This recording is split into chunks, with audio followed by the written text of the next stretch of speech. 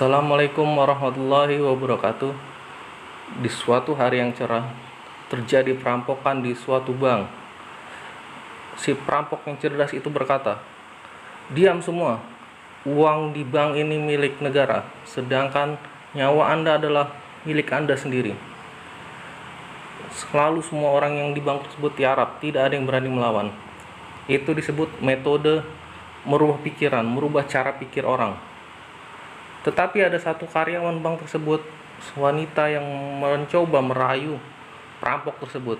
Lalu si perampok berkata, "Diam kamu, ini perampokan, bukan pemerkosaan." Itu yang disebut dengan fokus. Fokus terhadap apa yang sedang dilakukan. Lalu, setelah merampok bank tersebut, sekelompok perampok tersebut pulang ke markasnya. Dan salah satu perampok yang baru, masih muda, dan lulusan terbaik universitas, dia berkata kepada seniornya, "Ayo kita hitung hasil pencurian kita." Lalu yang senior berkata, perampok yang senior itu berkata, "Bodoh kamu, udah kita tunggu aja berita besok.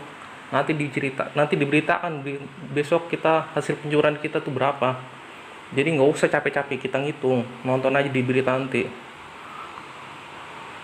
Dan keadaan di bank tersebut, bank yang tadi dicuri, seorang karyawannya berkata kepada kepala cabangnya, "Pak, ayo Pak, kita laporkan perampokan ini." Lalu kepala cabangnya itu berkata kepada karyawannya, "Jangan bodoh kamu, kita ambil dulu uang di bank ini, nanti baru kita laporkan hasil kecurian kita berapa." Setelah hari berikutnya diberitakan di TV, di mana-mana, di sosial media, ternyata diberitakan itu, ternyata yang hilang itu 10 miliar.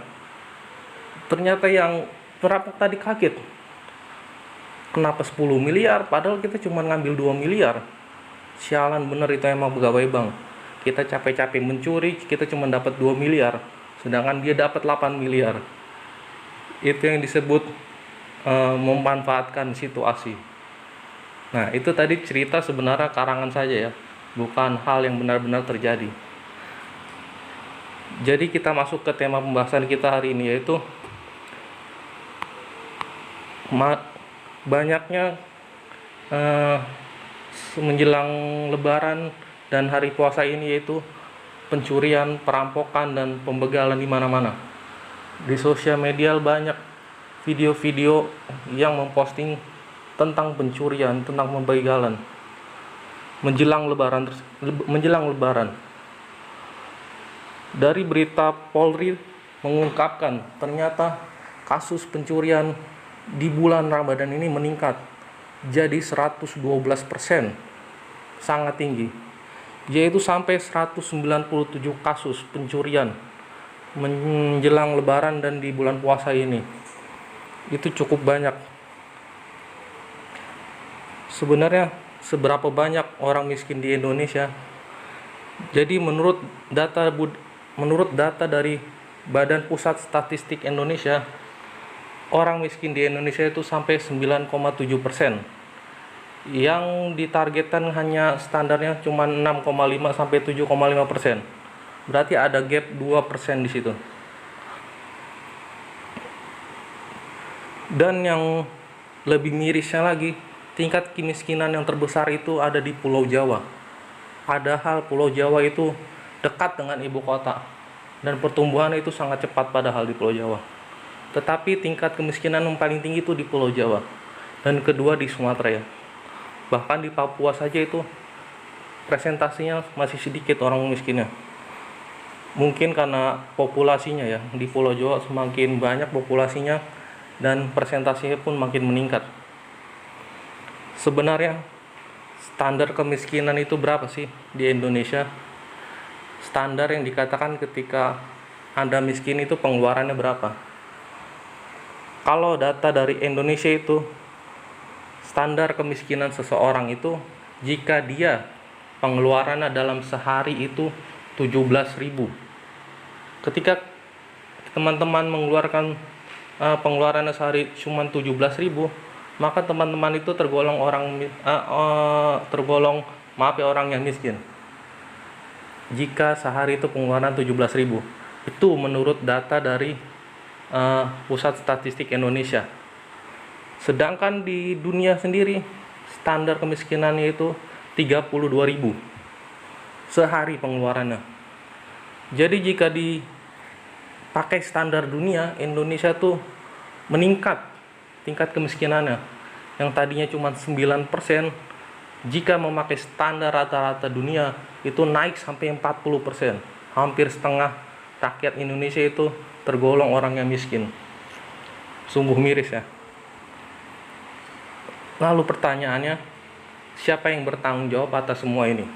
Yaitu yang pertama ya sudah pasti pemerintah dan diri kita sendiri sebenarnya. Jadi bagaimana caranya? Berikut sudah saya rangkum dan buatkan faktor terjadinya perampokan, pembegalan, pencurian di Indonesia sendiri ya. Yang pertama itu kesenjangan sosial. Kesenjangan sosial itu bukan hanya bisa menyebabkan orang itu mencuri, tapi bisa menyebabkan kekerasan, penganiayaan. Karena kesenjangan sosial ini sebenarnya berdampak cukup parah ya. Karena biasanya itu kesenjangan sosial itu terjadi ketika seseorang dengan tetangganya sudah punya motor baru, punya mobil baru, rumahnya bagus. Nah itu salah satu faktor-faktor yang menyebabkan kesenjangan sosial, dan bisa terjadi hal-hal kriminal yang bisa terjadi. Yang kedua, kekurangan kesadaran diri. Nah ini dari diri sendiri, dari dalam diri sendiri, yaitu bisa terjadi karena keimanan kita yang masih rendah dan moral kita yang tidak baik. Karena kita sudah terbiasa, kita mencuri sesuatu, kita mengambil hak orang, tapi tidak ada yang mengingatkan, tidak ada yang menasehati. Jadi dibiarkan pembiaran tersebut. Jadi kita terbiasa, contohnya di sekolah ya, ngambil pulpen, ngambil tipek, ngomong sih pinjam tapi tidak dibalikin, atau mungkin hilang. Nah itu bibit-bibit moral yang tidak baik sebenarnya. Seharusnya itu yang bisa kita introspeksi dulu. Yang ketiga yaitu kemiskinan. Kemiskinan yang terjadi yaitu menyebabkan pencurian, itu mungkin faktor pendapatan itu tidak bisa menutupi kehidupan sehari-hari. Pendapatan itu cuman bisa buat bayar misalnya kontrakan, cicilan, dan makan saja, sedangkan buat hal-hal untuk pakaian atau buat bergaya itu tidak ada. Jadi itu yang menyebabkan seseorang itu nekat atau secara tidak langsung dia mencuri atau mengambil hak orang lain. Yang keempat, tidak adanya lowongan pekerjaan. Nah, tidak ada lowongan pekerjaan ini yaitu bisa berdampak juga seseorang itu mencuri, merampok, dan pembegalan terjadi. Yaitu karena tidak ada lowongan pekerjaan, mungkin dia menjadi pengangguran dan salah pergaulan. Ketika sudah salah bergaul, maka sebenarnya orang ini orang yang baik. Ketika dia masuk ke circle yang tidak baik, dia akan melakukan hal-hal ya seperti itulah, pencurian, pembegalan, atau hal yang tidak baik pokoknya. Yang kelima, pendidikan yang masih rendah. Pendidikan masih rendah ini ya salah satu menjadi faktor banyaknya pencurian. Karena tingkat pendidikan yang seperti tadi saya katakan, tidak ada pendidikan moral, pendidikan tentang kepribadian, itu menjadi hal yang bisa menyebabkan seorang itu untuk mencuri.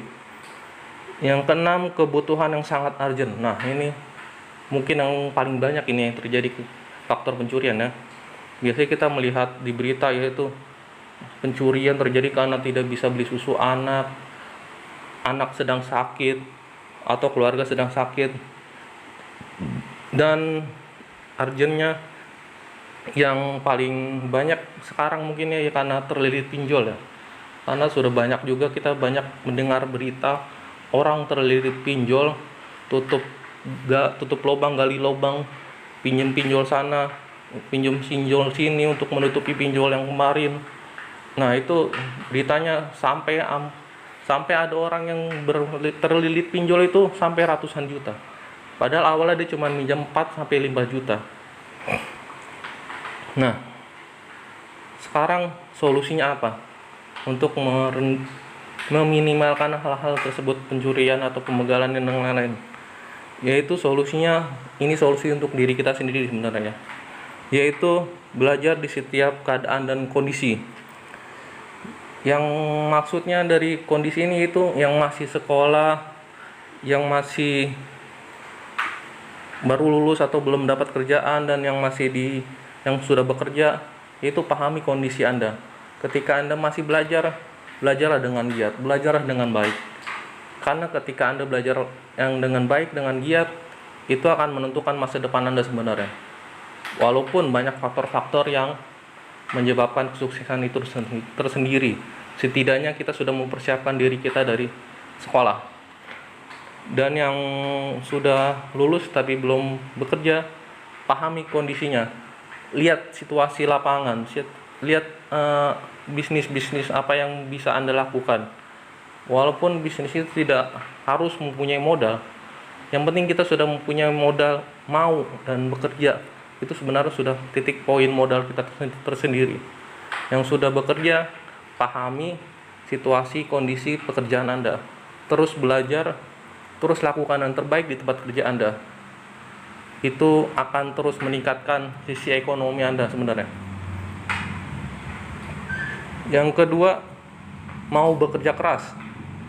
Jangan gengsi dengan pekerjaan yang sedang Anda lakukan.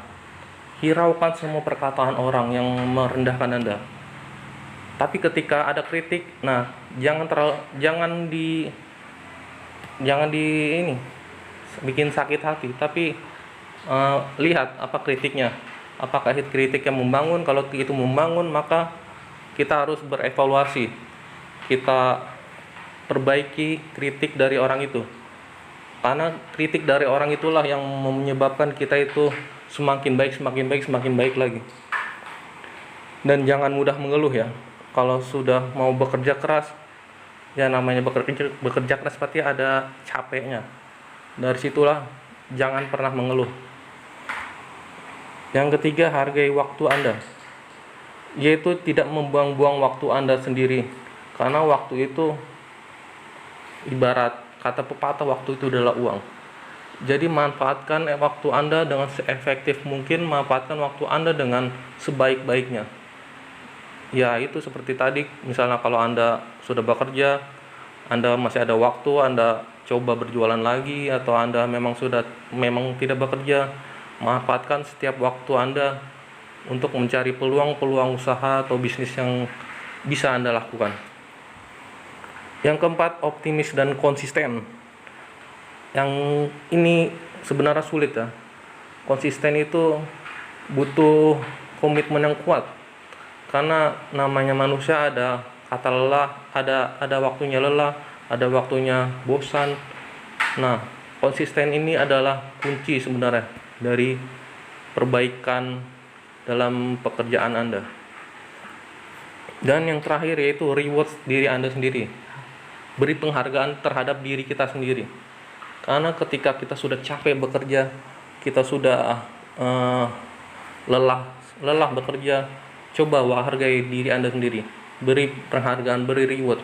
Contohnya seperti makan yang enak, atau pergi jalan-jalan, atau bermain game buat yang suka game, untuk menghilangkan stres Anda dalam bekerja. Atau Anda sedang stres, ya mungkin beri waktu Anda sedikit untuk merefresh badan dan pikiran Anda. Jadi itu tadi yang bisa saya sampaikan untuk solusi. Mungkin ada solusi dari yang lain, atau mungkin solusi yang saya sampaikan itu kurang kena untuk Anda, ya mohon maaf ya. Jadi kesimpulannya yaitu yang pertama, terus waspada menjelang lebaran ini. Karena pasti sudah banyak niat-niat pencurian, karena tekanan untuk lebaran nanti, beli baju, beli eh, buat THR dan lain-lain, tetap waspada, jaga kendaraan Anda, jaga hal barang-barang berharga Anda. Ya, dari saya cukup sekian video hari ini. Wassalamualaikum warahmatullahi wabarakatuh.